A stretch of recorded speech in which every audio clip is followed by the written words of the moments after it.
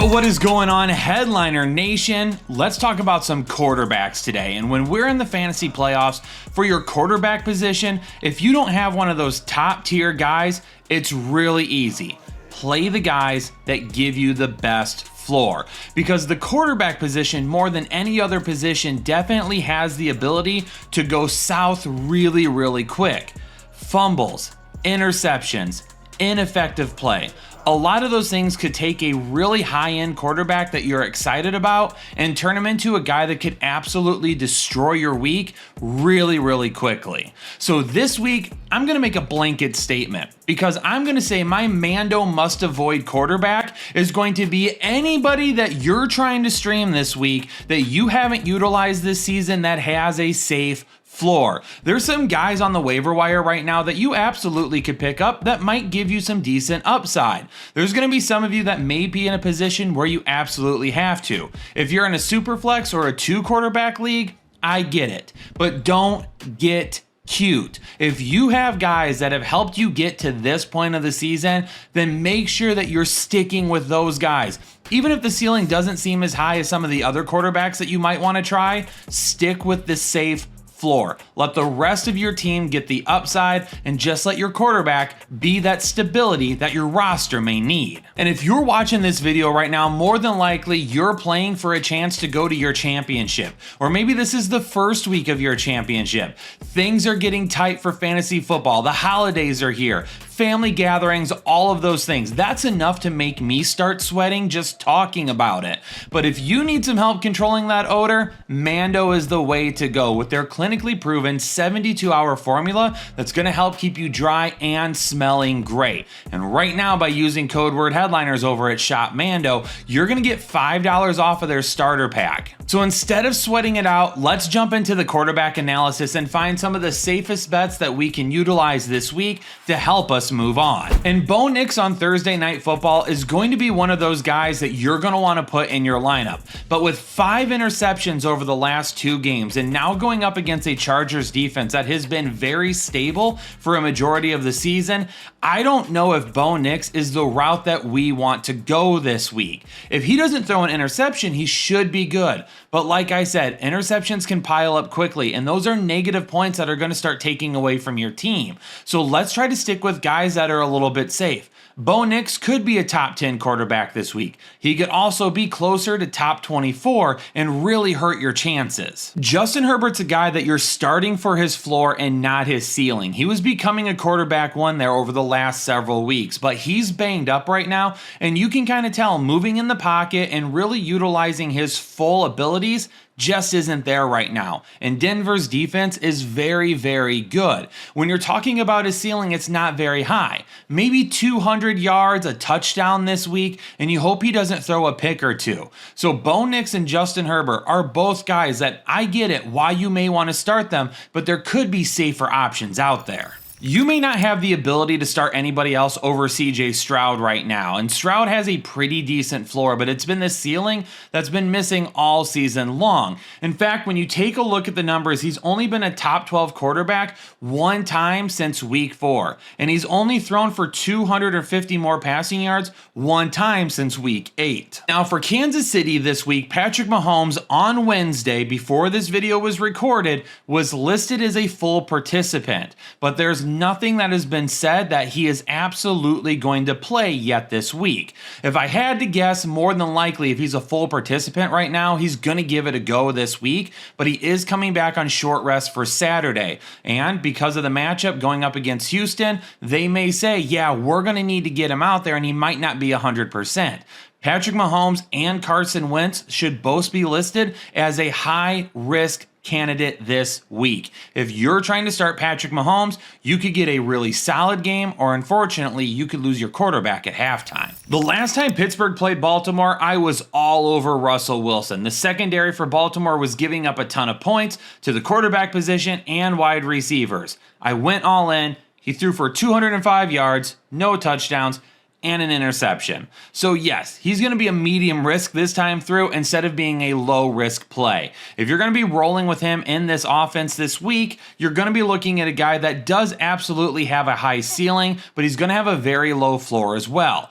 Russell Wilson is one of those quarterbacks with a very wide range of outcomes this week, and that does bring a lot of risk. Lamar Jackson had more touchdown passes than incompletions last week. He's a front runner for MVP candidate right along Josh Allen. He doesn't sit in your lineup. I don't care who they're playing. I don't care what the numbers have been. If you own Lamar Jackson, the only guy you're starting over him is Josh Allen. No word yet on who's going to start at quarterback for the New York Giants, but these guys are the ones that I talked about at the beginning of the video. This is a great matchup for the quarterback position, but we are not trusting our fantasy playoffs with whoever the quarterback is for the New York Giants. Now, Michael Penix makes a very interesting case to be a streaming option this week, and I think there's some people who are going to be forced into doing that. If you're in a 2-quarterback or a Superflex league, I am absolutely okay with playing Michael Penix Jr. If you are in a 1-quarterback league and you don't have anybody else that you have been able to trust, then you can go with Michael Penix.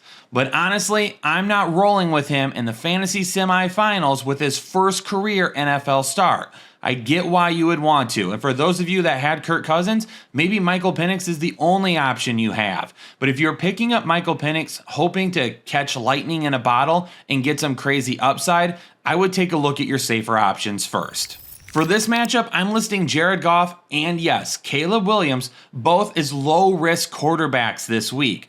As of right now, Wednesday morning, the current weather report for Chicago on Sunday, supposed to be nice. It's not supposed to be crazy weather, really not all that cold either. And because of that, absolutely, this is going to be one of those games where the elements may not have that much of an impact, which people tend to bring up when it comes to Jared Goff and the Detroit Lions. But Jared Goff is on fire right now. His TD to interception ratio over the last few games is absolutely incredible, and he is having an MVP-like season. I know a lot of you don't want to admit that, and I'm not saying he's going to win over Josh Allen or Lamar Jackson, but he's absolutely going to get some votes, and he deserves that. When you take a look at what Caleb Williams could do, this is a secondary that's missing its best cornerback. They're missing several linebackers and several defensive linemen.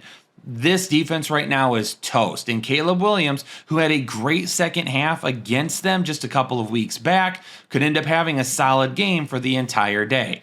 Caleb Williams is definitely a guy that I would play over many of the streaming options available out there. The matchup for Dorian Thompson-Robinson is absolutely fantastic. If it was Jameis Winston, we would have took advantage of it. But it's not, and DTR is not starting in my lineup for the fantasy playoffs. Joe Burrow's been a top 12 quarterback in 6 straight games. 4 of those games, he's been a top 3 quarterback. Deploy him with absolute confidence, he's going to have another solid day. Can you find a matchup this week with more risky play at the quarterback position than Tennessee and Indianapolis? Mason Rudolph is going to be the starter for Tennessee. It's already been announced that Will Levis is going to sit. Mason Rudolph has had a couple of decent games this season, but I'm not throwing him out there. Indianapolis just played very well against Bo Nix on the road. I'm not going with him this week. And for Anthony Richardson, he's going to carry medium risk. I don't think there's a game this season where we're going to find an opportunity to say Anthony Richardson is a low-risk play. The turnovers are going to be an issue, unfortunately, and he's missing way too many easy completions right now, so his overall volume of numbers don't look that great. But what I do know is he could be good for a couple of touchdowns. Matthew Stafford this week just doesn't have the type of ceiling that excites me enough to try and deal with the risk that he could bring as well. More than likely, I'm skipping on Matthew Stafford this week. There are definitely worse options than him, but I feel like we have a lot better options as well. I will say I would consider a guy like Michael Penix Jr. over Matthew Stafford this week. I do like Aaron Rodgers, though, this week. His ceiling isn't nearly as high as I would like, even after back-to-back top 12 performances, and really that has to do with the pass rush for the Los Angeles Rams. If the Jets can get the ball out quickly and they don't make Rodgers hold it too much, he'll end up being just fine. But if we see early on in the game that he's holding on to the ball way too long, his low-risk rating is going to go out the door really fast.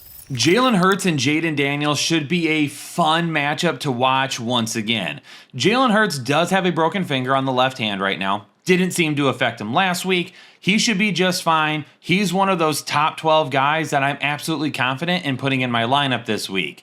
Jayden Daniels was not great the last time he played Philadelphia, threw for just over 190 yards and 1 touchdown. Now, that was a few weeks back, and maybe he's got a little bit more upside this week, especially since the game will be at home this time, but I can tell you this Eagles defense could limit the ceiling really, really quick, and we'll have to look to his rushing ability to help prop that back up.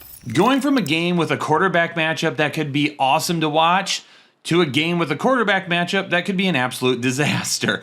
Kyler Murray has not been playing great, and he's one of those guys that we've definitely had a love-hate relationship with this season, both here on the channel and as fantasy owners. He definitely showcases some of that high upside and then disappears the next time. Unfortunately, the back half of the season here has not been kind to him. I personally am looking at other quarterback options over Kyler Murray. I'm not going to grab a bunch of guys off the waiver wire to start over him, but if you're somebody that's been carrying a couple of different quarterbacks this season, I would take a look at what you have on the bench and really try to decide if you think the floor is better than Kyler Murray, but still has the same type of upside. Last week against Dallas, unfortunately, Bryce Young just didn't have the same mojo that he had been working with in the weeks prior. He threw a couple of interceptions and lost some of that ceiling that we had seen from him even in a negative game script. This week against Arizona, he's not going to be a start for me in the playoffs. Sam Darnold is one of those options right now that when you put him in your lineup, you know you're going to get a solid floor. You're going to get a guy that's going to be right around probably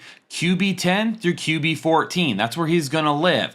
But he's got that type of upside that could also take him into the top 10 to top 5 range as well. That's something that I love to have at the quarterback position. Somebody that's going to be really stable for me, but I know is going to have that upside every single week and isn't going to be super risky to try and get there. And for Seattle, we are still unclear as of this recording whether it's going to be Geno Smith or Sam Howell starting at quarterback. Keep an eye on that throughout the rest of the week, and we'll discuss it more. But I can tell you right now, Sam Howell definitely would not be a start for me. And Geno Smith is another guy that I'm just going to go ahead and pass on this week due to the risk involved. The Buffalo defense gave up a lot of passing yards to Jared Goff last week, but that is a much different quarterback and a much different offensive system. Drake May, for me, is going to have risk this week, but he helps fix some of that because he has been running the ball so well as of late, and he probably could pick up a few yards on the ground and a potential touchdown to go with it. He's not a top 12 quarterback for me, but he's one of those guys just outside the top 12 that could still be a good option. And what do you want me to say about Josh Allen? It's the same thing as Lamar Jackson. If you own either of those guys, they are starting for you. Josh Allen's the #1 quarterback in football right now. Let me make this segment crystal clear. I don't care what the matchup says. I don't care who they're playing against. I am not starting either quarterback from either of these teams. Both of these quarterbacks have an opportunity to bounce back this week. Brock Purdy, he was kind of held down by the elements last week. That rain did not do him any favors. Tua decided to throw 3 interceptions. This week, a bounce back performance absolutely could happen where Tua has a little bit more upside and Brock Purdy is a little bit safer.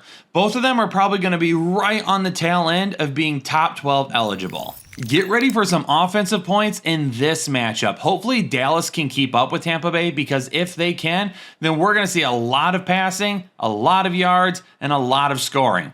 Baker Mayfield, top 12 week against one of the tougher defenses in all of football, the LA Chargers last week. Now he's getting a Dallas defense that definitely is way better to throw against. For Cooper Rush, not a ton of upside. We have seen some decent games for him this season, but we could see another really safe game this week, and with that, he definitely is one of my top streaming options if he isn't already owned and isn't already being played. On Monday Night Football, Jordan Love is the only quarterback that we need to discuss.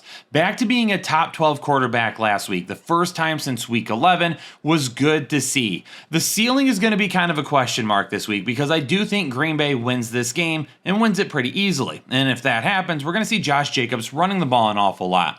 So while Jordan Love could have a solid first half, the second half may not be as good, and because of that, he may lose some of the ceiling that we would like. He's going to be right around QB 12. The closer New Orleans can keep it, the more upside Jordan Love will have. Headliner Nation, that is going to put a wrap on all of the start and sit videos for this week. Make sure you hit that like button, subscribe if you're new here, and turn on the bell notifications.